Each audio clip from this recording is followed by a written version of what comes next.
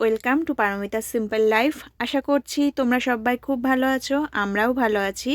আজকের ব্লগে আমি যে ভিডিওগুলো শেয়ার করছি এটা কিন্তু ছিল লাস্ট বুধবারের। তো সেদিন আমরা বেরিয়ে পড়েছিলাম, আমাদের অনেক দিন ধরে কিছু পেন্ডিং কাজ রয়েছে সেগুলো করতে। বুধবারের সকাল কিন্তু প্রণবেশের এই অফিস ছুটি ছিল, আর মামবাবুইদের তো স্কুলে যেতে হয়েছিল। মামবাবুইদের এই সময়টা সামার স্কুল চলছে, পুরো জুন মাসটা ওদের সামার স্কুল চলে তারপরে ওদের ছুটি হবে। ইউএসএ কিন্তু স্কুল ছুটি পড়ে গেছে মে মাসের এন্ড থেকে টেক্সাসের সমস্ত স্কুল ছুটি পড়ে গেছে। এখন যে সামার স্কুলটা চলছে এটা কিন্তু যাদের কিনা ফার্স্ট ল্যাঙ্গুয়েজ বা মাদার টাং ইংলিশ না, সেই সব বাচ্চাদের জন্য একটা সামার স্কুল হয়। এটা সব স্টেটেই হয়। তো সেই রকম একটা স্কুলেই মামবাবুইরা এখন গেছে। ওটাই স্কুল থেকেই অর্গানাইজ করে, কিন্তু ক্লাসগুলো হয় অন্য আর একটা। আর যেহেতু মামবাবুই বাড়িতে নেই আর সঙ্গে প্রণবেশের ছুটি আছে, তো সেই জন্য আমরা ভাবলাম কিছু কাজ অনেক দিন ধরেই আমাদের হয়ে উঠছে না করা।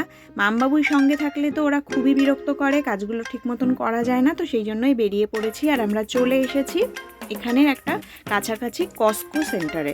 তো কস্কোতে একটা কার্ড সবাই করে, মানে ওটা খুবই একটা নেসেসারি কার্ড বলা যায় ইউএসএ থাকতে গেলে। তো সেই কার্ডটা আমাদের এতদিনেও পারচেস করা হয়নি, বিভিন্ন কারণে হয়নি। আর সেই জন্যই আমরা চলে এসেছি আজ কস্কোতে মেম্বারশিপ কার্ড পারচেস করার জন্য। এখানে কার্ড করার জন্য যেসব ফর্মালিটিসগুলো করতে হয় সেগুলোই করা হচ্ছে। কস্কোতে কিন্তু দু ধরনের কার্ড হয়, একটা হয় নর্মাল কার্ড, একটা হয় প্রিমিয়াম কার্ড। প্রিমিয়াম কার্ডের যেহেতু অনেক সুবিধে থাকে, আমরা প্রিমিয়াম কার্ডটাই পারচেস করেছি। তো কার্ড পারচেসের পরে ওরকম একটা ব্যাগ দিয়েছে আমাদেরকে অ্যাজ এ গিফট, আর ওর সঙ্গে টুকিটাকি কিছু জিনিসপত্র ছিল। তো এখানে কার্ডের কি সুবিধা সেগুলো তোমাদের একটু বলি। আমরা যেহেতু প্রিমিয়াম কার্ডটা নিয়েছিলাম, আমি প্রিমিয়াম কার্ড সম্পর্কেই একটু বলছি। প্রিমিয়াম কার্ডটা করতে আমাদের লেগেছে $120। আর এই কার্ডের সুবিধা হলো যে এভরি পারচেসে এখানে 2% করে ক্যাশব্যাক হয় ওই কার্ডটার এগেনস্টে, এবং এর সঙ্গে একটা ক্রেডিট কার্ডও ওরা দিয়েছিল আমাদেরকে। সেই ক্রেডিট কার্ডটার সুবিধে যে ওর সঙ্গে আরও 2% মানে টোটাল 4%-এর একটা ক্যাশব্যাক থাকে এভরি পারচেসে।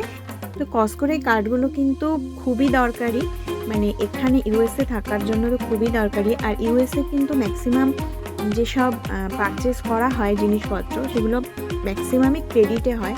তো সেখানে এরকম একটা ক্রেডিট কার্ড যদি পাওয়া যায় তো সেটাও কিন্তু খুবই লাভজনক হয়। আর এর সঙ্গে যে ক্রেডিট কার্ডটা যেটা বলছিলাম সেটা কিন্তু সিটির ভিসা কার্ডও, তো এটা কিন্তু আমরা ইউএসএর বাইরেও ইউজ করতে পারি সহজেই। আর যেটা সুবিধে যে এই কস্কোর কার্ডে কিন্তু কস্কো ট্রাভেল, কস্কোর যেসব গ্যাসোলিন সেন্টার আছে সেগুলোতেও তো অনেক অফার থাকে, অনেক কম দাম থাকে, মানে গ্যাসের নর্মালি বাইরে যা দাম গ্যাসের তার থেকে অনেকটা কম দাম। আর যেহেতু কস্কোতে সব ধরনের ইচ অ্যান্ড এভরিথিং জিনিস পাওয়া যায়, তো সেগুলো কিন্তু কস্কো থেকে পারচেস করলে ওই 2% করে কিন্তু ক্যাশব্যাক হতে থাকে, এবং সেটা কিন্তু মানে একদম এন্ড অফ দ্য ইয়ারে ওটা মানি ব্যাকও হয়। তো এটা প্রচুর সুবিধা, সেই জন্যই আমরা ওটা নিয়ে নিলাম। আর কথা বলতে বলতে তো চলে এসেছি, প্রথমের দিকে দেখছিলাম টিভি, তারপরে কিছু টি শার্ট নিলাম দুটো ঘরে পরা, আর এখন চলে এসেছি মাছের এই দিকটাতে। তো এই তো চিংড়ি মাছগুলো আমার খুবই ভালো লাগে। আমরা আগেও কস্কোর এই মাছগুলো কেনা হয়েছিল, কিন্তু সেক্ষেত্রে অনলাইনে আমরা নিয়েছিলাম ইনস্টাকার্ট বলে একটা অনলাইন সাইট থেকে। তো এখন আমরা কস্কো থেকে একদম সরাসরি নিয়ে নিয়েছি একটা চিংড়ি মাছ। আর এই মাছগুলো দেখছিলাম তেলাপিয়া মাছ ছিল, আরও সাথে কিছু মাছ ছিল, এখন আমার এই মুহূর্তে নাম মনে নেই, বাট এই মাছটা নেওয়া হয়নি সেদিন, আমরা তো চিংড়ি মাছই সেদিন নিয়েছিলাম। আর এই তো স্যামন মাছ। তো কস্কোতে কিন্তু হোলসেল যেহেতু সব কিছু অনেক বড় বড় জিনিস পাওয়া, মানে অনেক বেশি বেশি নিতে হয়, আর সেটা কিন্তু অনেক সুবিধেও থাকে। আর প্রণবেশ অনেক দিন ধরেই এই একটা নিনজার একটা যে গ্রিলার কেনার ওর খুবই শখ, তো ওর বন্ধুর বাড়িতেও দেখেছিল, সেটাই ওটা নিয়ে নিল, নিনজার একটা গ্রিলার, আর সঙ্গে টুকিটাকি কিছু জিনিস। আর যেটা পেয়েছিলাম মানে আমার খুবই ফেভারিট একটা জিনিস, সেটা হচ্ছে লিচু। আর লিচুগুলো এত ভালো ছিল দেখেই তো আমি নিয়ে নিয়েছিলাম একটা লিচুর বাস্কেট। তো এই ছিল মোটামুটি কস্কো থেকে শপিং, কুচখাস জিনিসপত্র, সঙ্গে নিনজার একটা গ্রিলার, আর একটা র্যাক নিয়েছিলাম আমি আমার কিচেনে ইউজ করার জন্য, দুটো টি শার্ট। তো এই সব নিয়ে আমাদের হয়ে গেল কস্কো থেকে শপিং করা। আর খিদে পেয়ে গেছিলো খুব। মামবাবুই যেহেতু স্কুল থেকে ফেরার ছিল 4টেরও পরে, তো আমরা ঠিক করেছিলাম এই দিনটায় আমরা বাইরে খাবো। আর সেখান থেকেই আমরা একটা ইন্ডিয়ান রেস্টুরেন্টের সার্চ করে আমরা কাছাকাছি আর একটা ইন্ডিয়ান রেস্টুরেন্ট ওখান থেকে চলে গেছিলাম।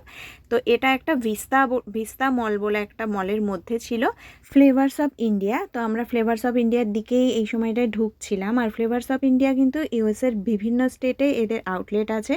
তো আমরা এখন আমাদের কাছাকাছি একটা আউটলেটে তো চলে এসেছি।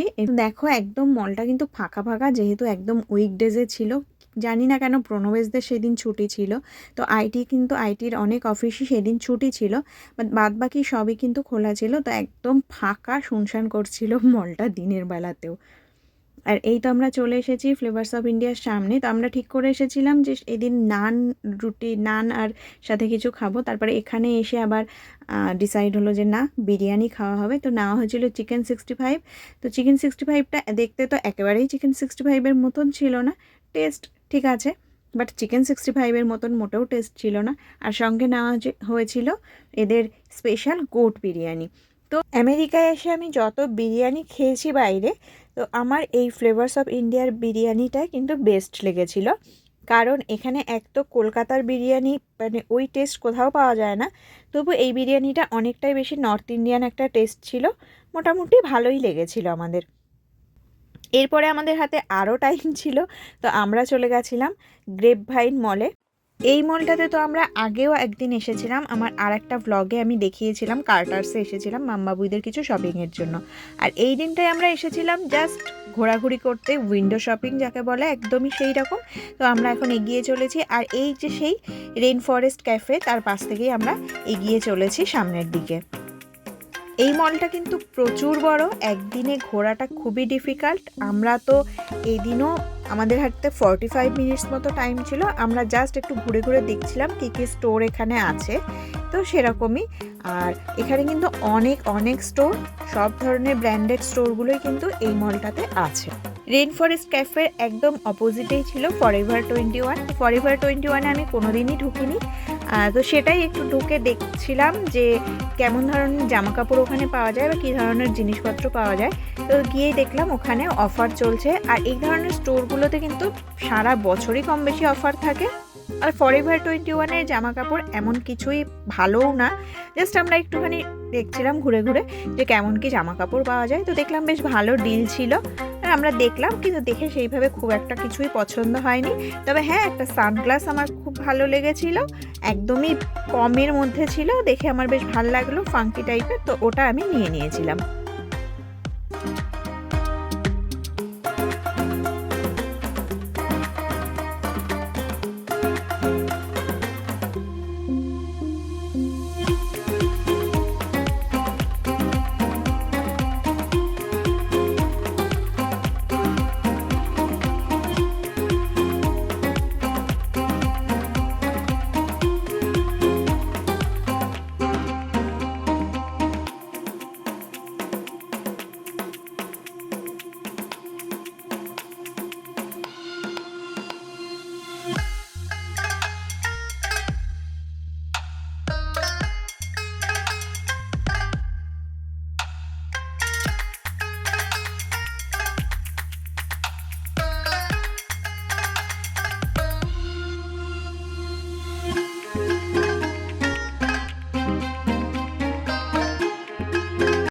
ফরএভার 21-এর যে জুয়েলারি সেকশনটা, এটা কিন্তু আমার খুবই ভালো লেগেছিলো, কারণ এখানে ছিল অনেক ধরনের ফাঙ্কি জুয়েলারি, কস্টিউম জুয়েলারি টাইপের।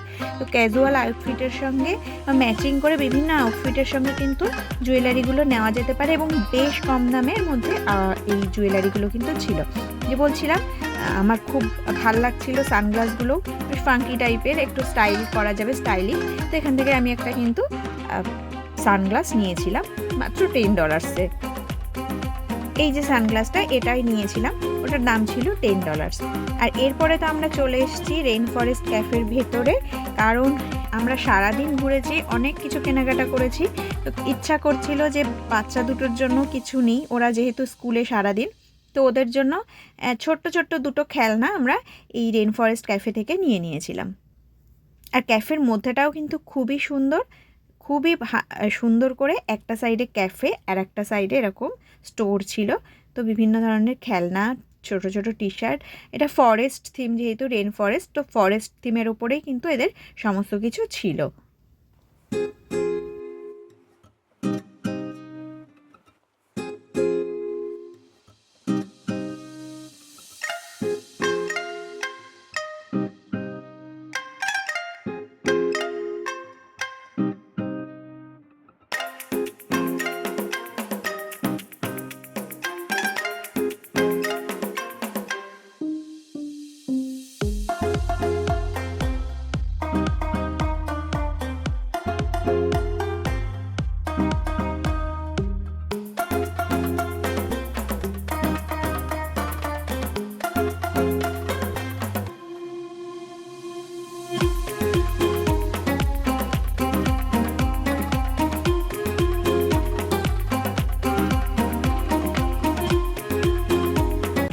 বাবুয়ের জন্য এরকম একটা গাড়ি নিয়ে নেওয়া হয়েছিল, আর মামের জন্য একটা ছোট্ট সফটওয়্যার আমরা নিয়েছিলাম।